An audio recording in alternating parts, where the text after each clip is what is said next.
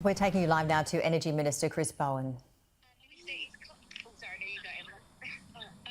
Just on nuclear as well, the opposition has accused you of scaremongering with particularly that video of Dr Margaret Beavis on Instagram.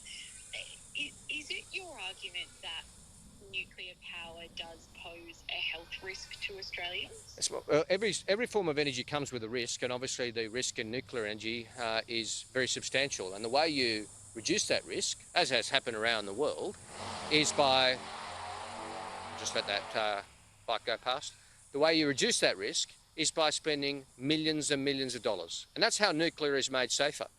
And every dollar spent goes on the taxpayer under Mr Dutton's plan. So our argument is that nuclear is risky because of its expense and its delay. And part of that expense is the millions of dollars that have to be spent making it safer. If you're not really arguing then that it's unsafe, why are you posting videos? Well, we're happy to have a debate.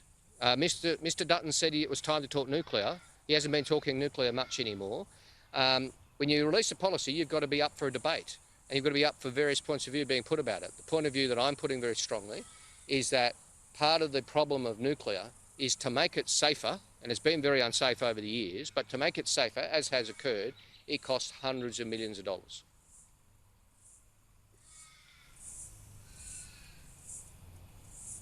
What else we got? Minister, it's Chloe Boris from Channel 10. I'd just like to get your reflections on the announcement out of Malaysia that the search for MH370 will continue.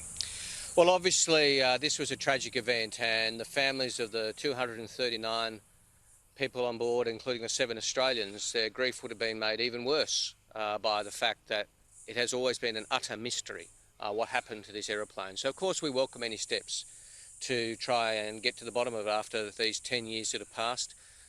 We haven't been asked for any assistance, but of course Australian authorities had done a substantial amount of work, and that information will be available to the Malaysian government. We welcome these steps.